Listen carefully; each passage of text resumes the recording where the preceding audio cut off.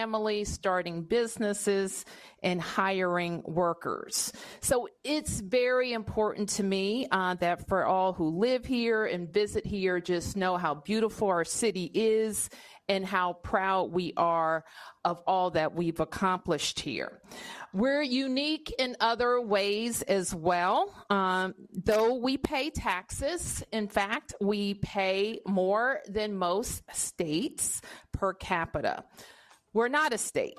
We don't control the DC National Guard. We don't have senators or full autonomy. Limited home rule gives the federal government the ability to intrude on our autonomy in many ways. I've said before, and I'll repeat, that I believe that the president's view of DC is shaped by his COVID era experience during his first term. And it is true that those were more challenging times related to some issues. It is also true that we experienced a crime spike post-COVID, but we worked quickly to put laws in place and tactics that got violent offenders off our streets and gave our police officers more tools, which is why we have seen a huge decrease in crime because of those efforts. We have been able to reverse that 2023 crime spike. This year, crime isn't just down from 2023, it's also down from 2019, before the pandemic, and we're at a 30-year violent crime low.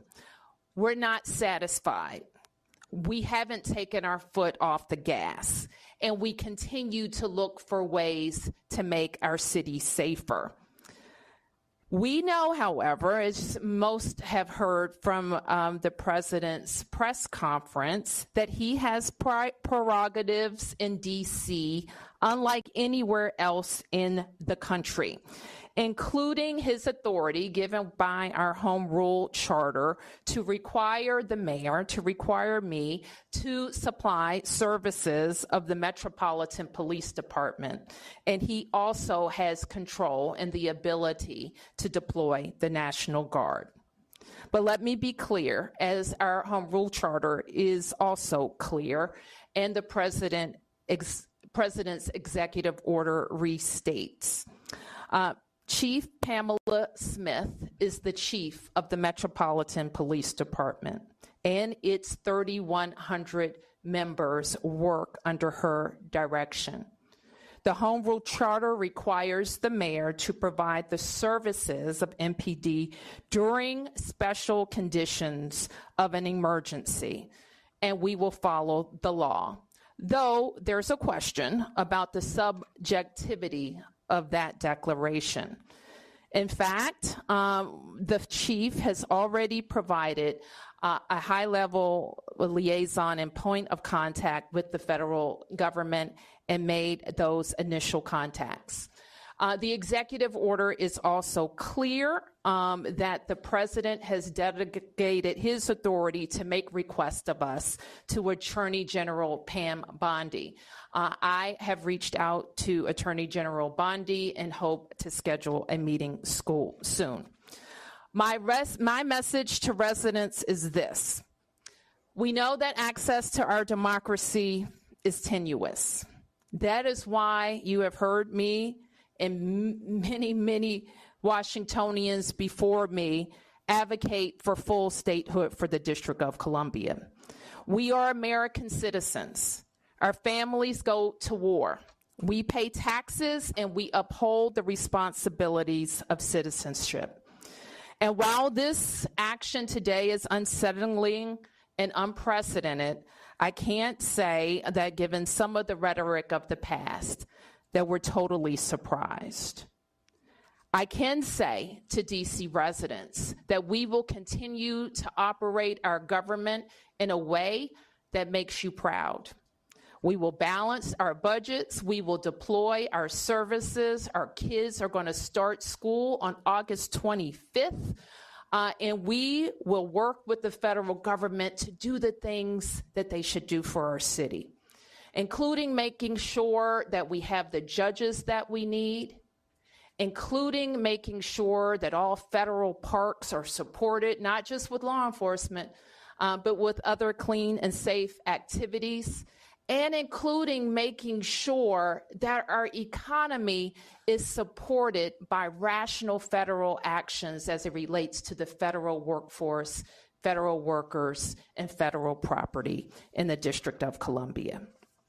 So with that, I want to ask Chief Smith to talk about her interactions with the federal forces, federal police and law enforcement that have been engaged in the district over the last several days, and the strategy that she thinks would be important while we have additional federal police officers. Thank you, Madam Mayor. I'm Pamela Smith, the Chief of Police of the Metropolitan Police Department. And as the Mayor stated, we have a responsibility to support the executive order. And one of the roles that I have is to ensure that we work very collaboratively with our federal partners. I know that most of us know in this room, and those of you that are watching on television, that the efforts of the federal law enforcement officers began in our city on Thursday night. I met with the director of the U.S. Marshal, who has been at that point overseeing the operational component of how the federal resources will be allocated and deployed around our city. With that conversation, it was very, very important for me to ensure that not only do we work collaboratively with our federal partners, but we offer up areas across our city where we can work with them in areas where we know that we want to reduce crime. And so that was the effort on yesterday. We spent roughly about an hour just kind of planning and talking through what that's going to look like. On the heels of the announcement from the president today regarding the executive order, and my directive from the mayor is that we will begin more intense planning efforts after I leave this press conference.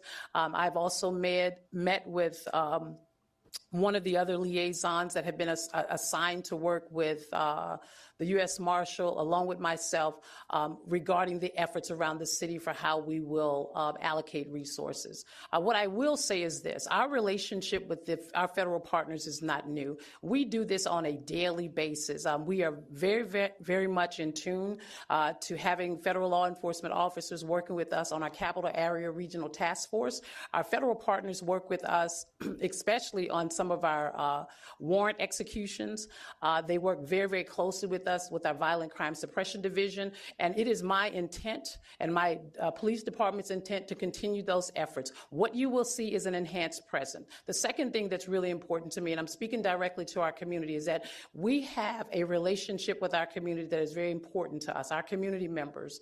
And so having our Metropolitan Police Department working alongside of our federal partners who have come into the city to really help us assess and deal with the crime, that some of the crime spikes that we have, we will work alongside them, but intentionally, we want to make sure that our community understands that we are there. We're going to be boots on the ground. If you see something, again, say something. We value those relationships. Our community members, and I want to say thank you for all the work that you've done with the Metropolitan Police Department up to this point. Those relationships are very, very important to us, and we want to continue to build upon that and continue to enhance that. I'll turn it back over to Mayor Bowser now. Okay, we'll take a few questions, and I'm joined by members of my public safety team, including Deputy Mayor Appiah and Chief John Donnelly. Yes, please identify yourself. Mayor Bowser, it's Campbell Robertson with the New York Times. Do you think this was inevitable, or do you think there are things that the city could have done or the city council to prevent this state from coming? This is, I don't know. I can't answer that question, and I think that's a question that you're familiar with the rhetoric about the city and how long it goes back, and we also know that we're not experiencing a spike in crime, but a decrease in crime. Yep. Mayor Tom Sherwood, WABE Radio. You and the chief are talking about partnerships with the federal partners who are coming in. The president is talking about a takeover of the city's police department. Where does the chief fit in with Terry Cole, who's the new federal commissioner of the DC Police Department? Nothing about our organizational chart has changed, and nothing in the executive order would indicate otherwise. So the chief of police reports through the deputy mayor to the mayor of the District of Columbia, and the two people I think that were identified in the presser report to Attorney General Bondi. The executive order makes clear that all requests for MPD services, the president delegates to Attorney General Bondi. So Terry Cole? I don't recall the names. Yes. The Metropolitan Police Department? Where does he fit in that? That's a question for the Attorney General, I think. Yep. Mayor, to what extent are you planning to cooperate in this new framework, or is the city planning anything to prevent this from happening, including any legal action? Well, I think all legal, I think you probably saw the Attorney General for the district, Brian Schwab's a statement about reviewing all legal matters, and I think those matters are under review.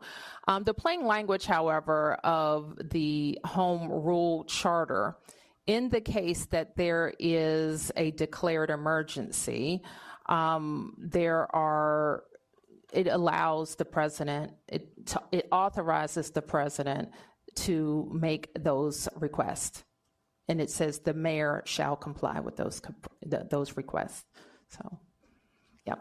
I'm Mariel with DC News Now. Are there any concerns that, with this rhetoric that we have MPD, the National Guard, possible other law enforcement agencies on the ground, that there will be confusion about who's in charge, who these officers answer to, and how people should respond if approached by any of those officers?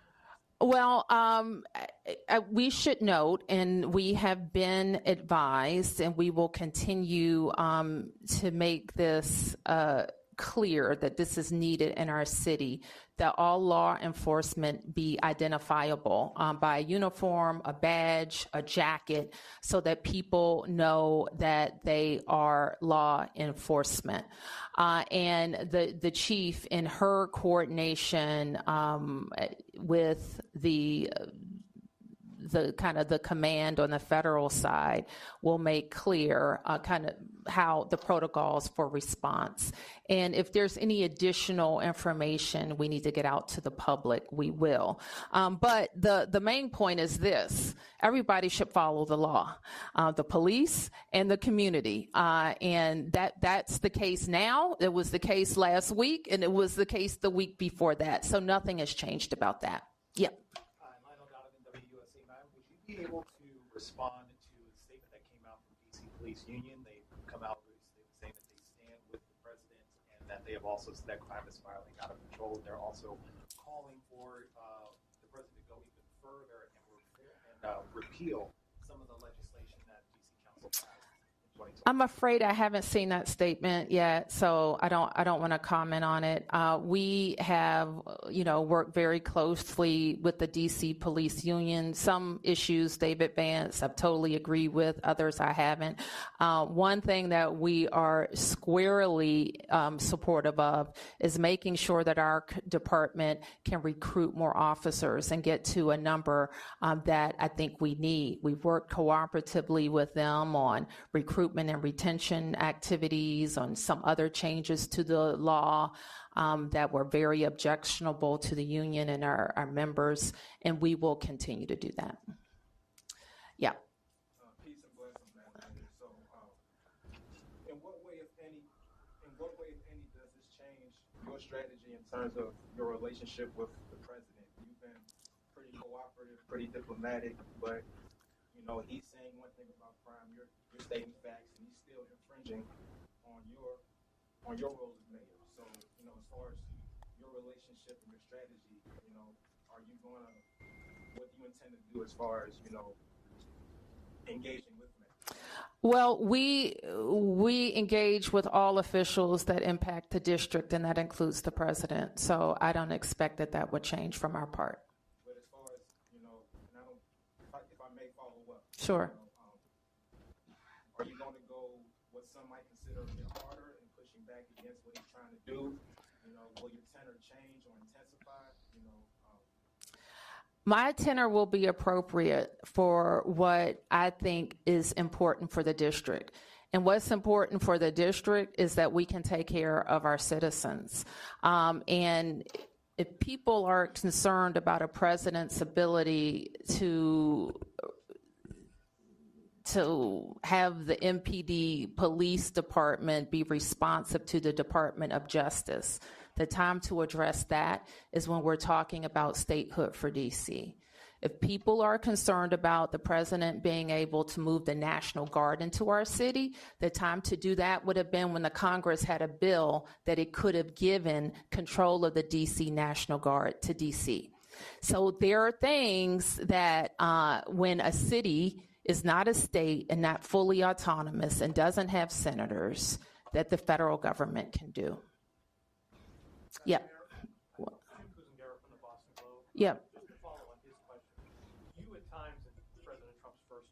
Or more confrontational with him, especially in 2020. You've tried to be more cooperative this time. Any second thoughts about that approach? And are you planning any sort of defiance, symbolic or whatever, in light of this? Well, I would refer you to the law. Home Rule Charter, he referred to it. I would refer you to the executive order. And so everything that we have said maintains my authority given by the Home Rule Charter. Yep. Josh Chapin, Channel 7. I just want to be clear also that this ramp up, this emergency we're talking about is a brief period. It's like a 30-day period. Am I right? The charter gives him the ability to do it for 30 days, yes. So that means cooperating with the, whatever he wants to do. Well, it means that we follow the law, and that the MPD follows the law as well as all of the federal officials who are here. It's also important and we will do this in our communications with them, understand like what they're looking to see. The fact that we have more law enforcement and presence in neighborhoods, that could not, that may be positive if people are, if it's a positive action. That's what the executive order says. Yeah, Mark. A couple quick questions. One, do you know, will the National Guard be armed? I don't know. And then, what if the Attorney General directs the Chief of Police to redirect sources to do something that you and the Chief disagree with? For instance, redirect resources from east of the river to the federal enclave or something like that. Will you comply with, you say you're going to follow the law, you say you want to be cooperative. What if you get a directive from the White House with the Attorney General that you just steadfastly don't agree with and think it's the wrong move and would jeopardize public safety in other neighborhoods? Will you comply? I don't have any reason to think that at this point, Mark, so I don't want to speculate about that. The executive order, as is the Home Rule Charter, is pretty clear that the directives the requests have to be related to federal purposes. And then can I ask, the president threatened to use not just the National Guard, but military, to bring the United States military, federal troops into the District of Columbia if needed. Can you respond to that threat? I mean, we're in uncharted waters already. A lot of people are seeing this as the first step in an assault on home rule, which the president has threatened. He's been making these threats since last year, and now he's carrying through with them. There's no reason to believe he won't go further. What do you say to the president about his threats to bring the military, not just the National Guard, but the military? We don't, I think I speak for all Americans, we don't believe it's legal to use the American military against American citizens on American soil. I'm not a lawyer, but I think that's a fairly widely held fact. And so, but we've seen them move, I think, the active military into California. So it's a question. We've seen active military on the borders of D.C. some years ago, and we don't believe that our military should be used against American citizens. Yes. Mayor Bowser, can you talk a little bit about the communication that you did receive before this morning? Did you know what this announcement was going to be before today? And can you just talk about the communication writ large before today? And secondarily, what do you say to D.C. residents who wanted to hear more from you, specifically in the last 5 days, being forthright, speaking to press and media? Can you just D.C. residents know I'm forthright. That's not a question. D.C. residents know that, and this press corps should know I speak to you all the time. So you should know that as well. And your question was, when I did not know that the request of MPD would be made.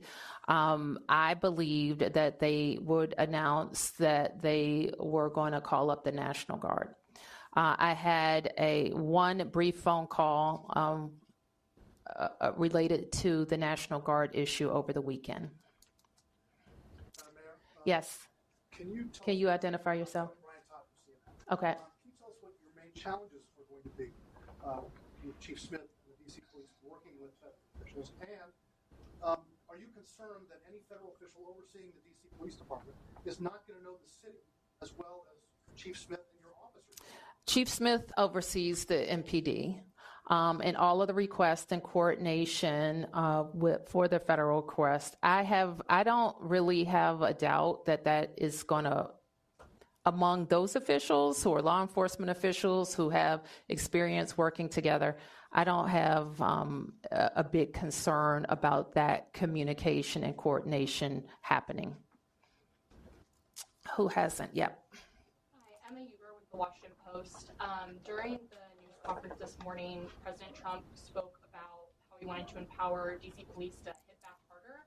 Are you aware of any changes in the works to MPD's use of force policies? And does that kind of rhetoric, how do you feel about that kind of rhetoric?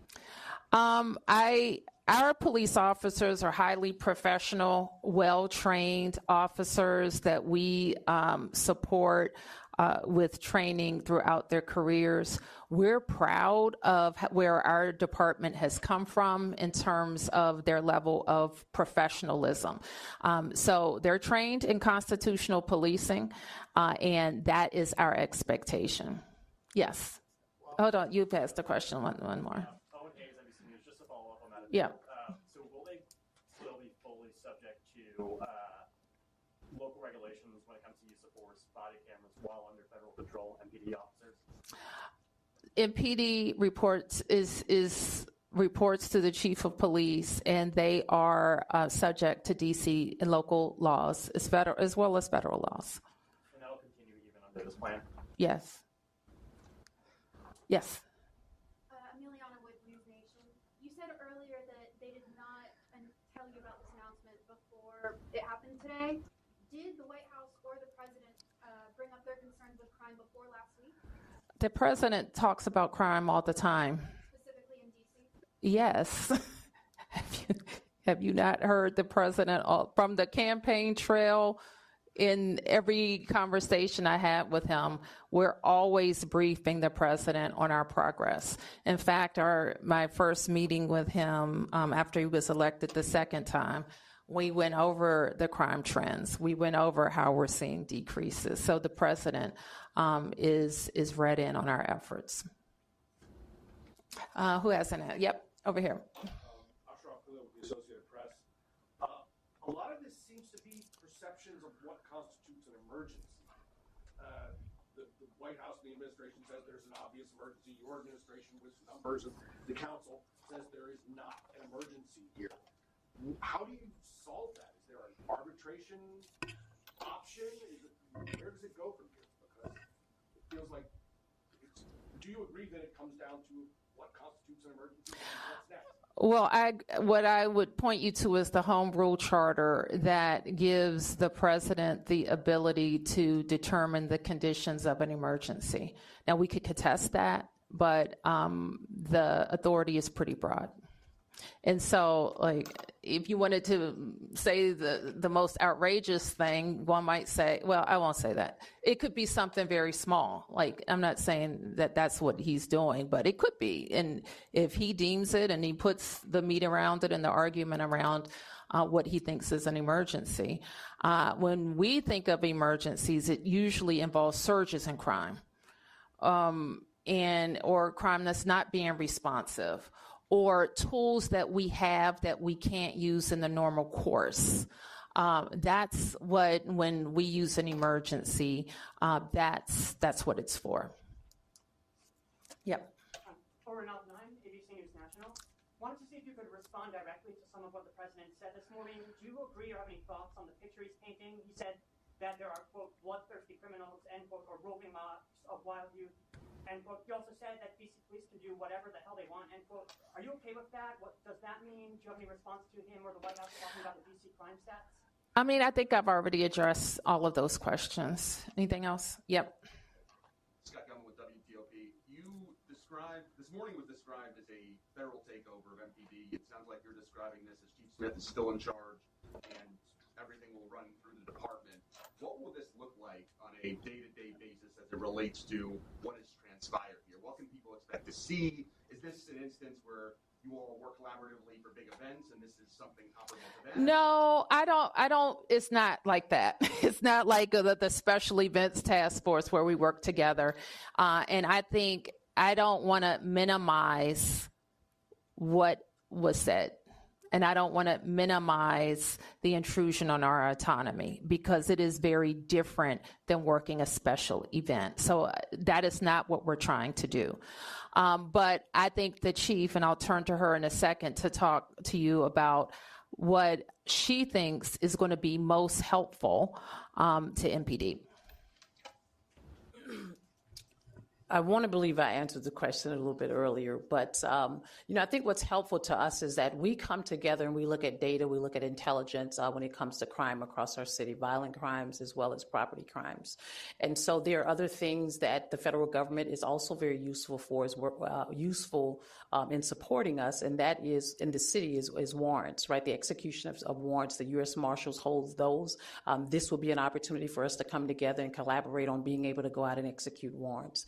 As we think about over the past, came in 2 years ago, 5 years prior, we looked at some of our data where we saw an increase in violent crime in certain areas across our city. We designated those areas as a homicide reduction partnership plan with some of our federal officers. What we'll do in that space is we'll enhance that presence. The other thing is that most of you know we have a nightlife task force. U Street, we have a lot of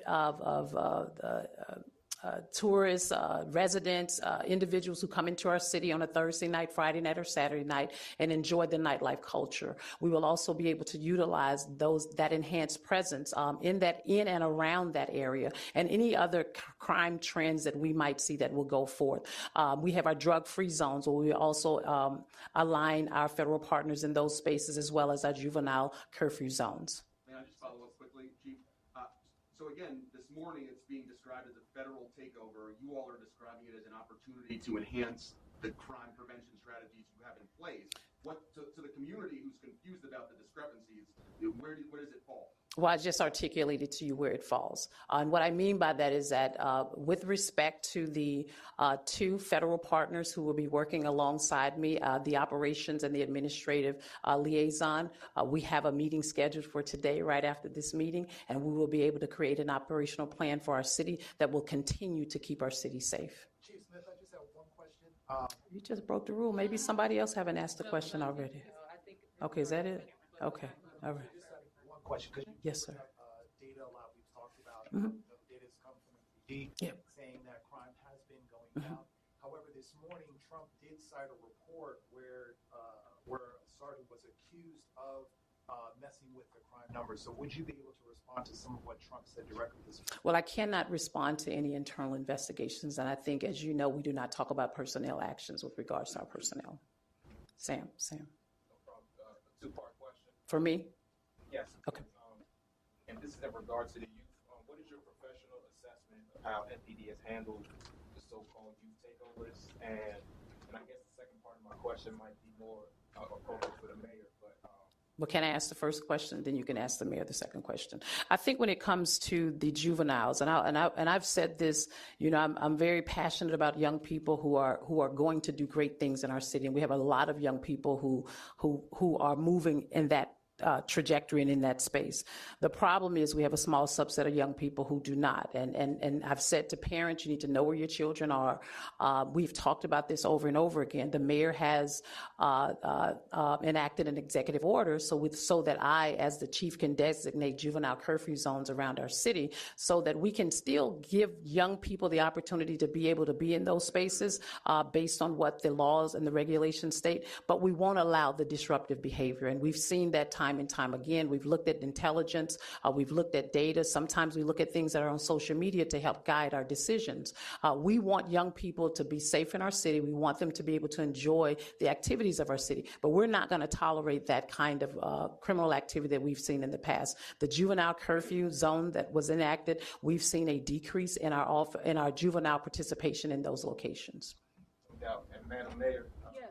If I may, how effective would it be to federalize crimes that you commit? Because we keep hearing that from the U.S. Attorney for D.C., but how effective would that be as a crime prevention strategy? Well, I have had a pretty.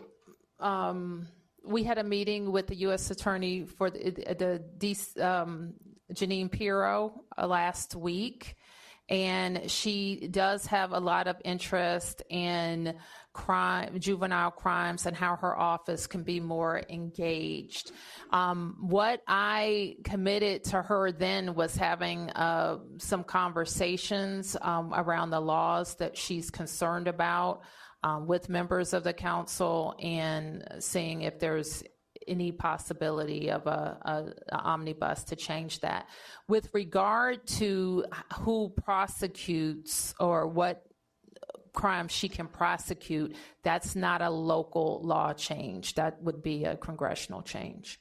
So am I hearing you correctly in saying that you would embrace the change in those three laws? I have a position on at least 2 or 3 of those I can refer you to. I would, because I'm going to get them mixed up in my head right now, but I will be happy to share that with you. Okay, I'll take a few more. Yep. Mayor, and along with those laws that Sam was just talking about earlier today, we also heard a focus on DC's bail system, being a cashless bail system. Mm-hmm. Was that part of your discussion? It's the first time I ever heard that come up in a situation with DC. DC has had a no cash, whatever you call it, cashless bail, I think since the mid-90s. So that's not anything new to our system. We do, and you know that I was very, very focused in the last 2 years on having the council pass laws that would allow judges to hold violent offenders, those accused of a violent offense, pre-trial. And I believe that provision has led to our very substantial decrease in shootings and homicides. Yep. I wonder if you could specifically speak to some of the concerns that U.S. Attorney Pirro has raised about her perception of lenient sentencing for youth charged with violent crimes. Do you think that's an issue? And as she suggested, potentially charging in some instances prosecuting youth as adults. Is that a potential solution, or do you agree with that? Well, the U.S. Attorney has the ability to prosecute youth for some crimes as adults. And I think she's interested in expanding that and possibly lowering the age. What I committed to her to do is look at all of the what's allowable in the law now, the types of crimes, working with the council, and working on some changes. So do you agree with her, though, that has to be expanded, or do you think that is an unhelpful solution? I don't want to say right now because that could mean a lot of things. We want to really analyze what we think would keep us safer the link to crime. I will say this, and this is, some of you are new to covering us and covering these issues, but I have been in my tenure of service very pro accountability. Okay, I am an accountability mayor. If you commit a crime in the district with a gun, there has to be accountability. And that's if you are an adult or if you are a juvenile. I don't think we always have that accountability. I think what was missing from the press conference a little bit earlier, however, is what people also don't know about the district. Our prosecutors are not local, okay? They don't get elected by anybody here. They don't report to any of us. They are appointed by the president. We've also had a period of time where some of the very good police arrests that have been made were not prosecuted by the U.S. Attorney's Office. So the prosecution is a federal element. Judges are appointed by the President of the United States as well. And so those are not local judges. They don't report to any of us. So that is a part of the federal system. So anytime we talk about crime in the district, it is part local and part federal that can make changes. All right, I'll take just a few more. Mark. Bowser, the president made numerous threats about removing homeless encampments and dealing with people in the district who are experiencing homelessness.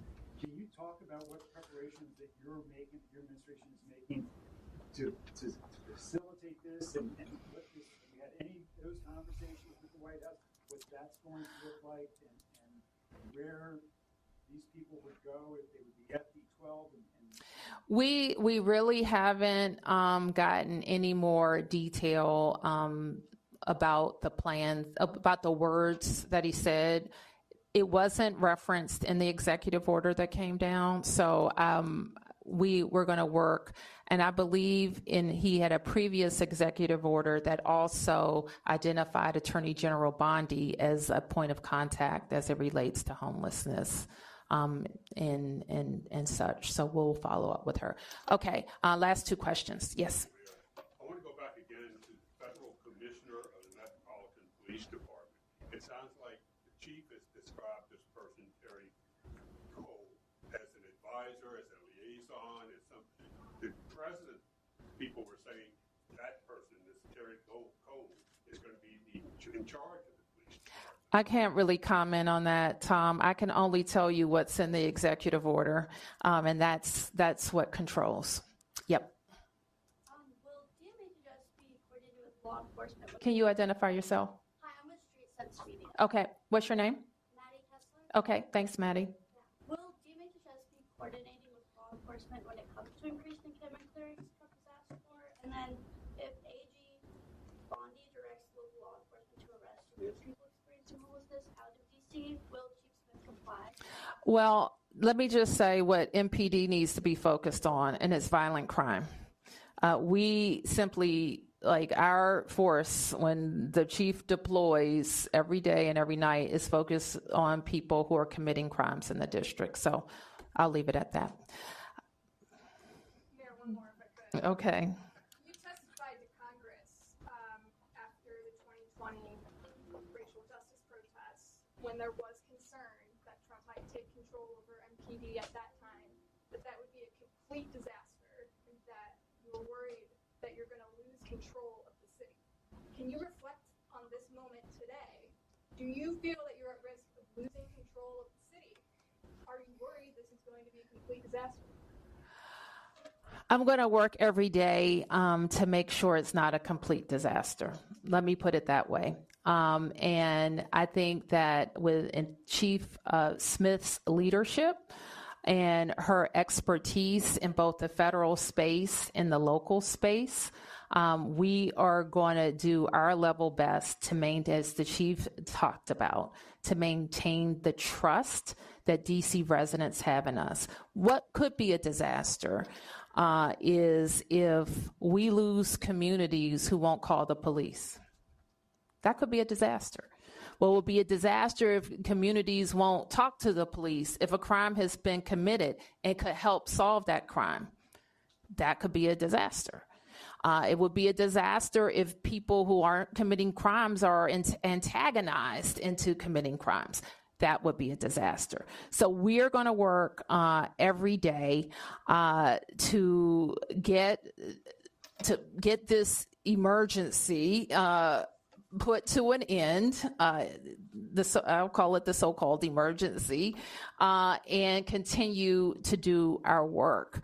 And at the same time, make sure that if these are like the law enforcement officers who are called, they're leaving their homes, their towns, maybe doing double shifts. If our National Guard are deployed, they're leaving their primary mission to come. We don't want their time to be wasted. We want to be strategic and work with them. But I'll end by saying this. If we know the tools that are available to the district, if we are experiencing a surge in crime, and I put them in place before. It includes curfews. I've asked the council to pass emergency legislation. I've asked the Congress for additional funds. We've done all of those things. So there's nobody here, and certainly nobody who works for me, who wants to tolerate any level of crime. And I know it's frustrating sometimes to hear if I say our crime numbers have gone down, yet you've been a victim of crime. It doesn't matter to you if crime has gone down, if you were a victim or you know someone who is a victim. So we understand that. We work every day to stop crime. Thank you, everybody.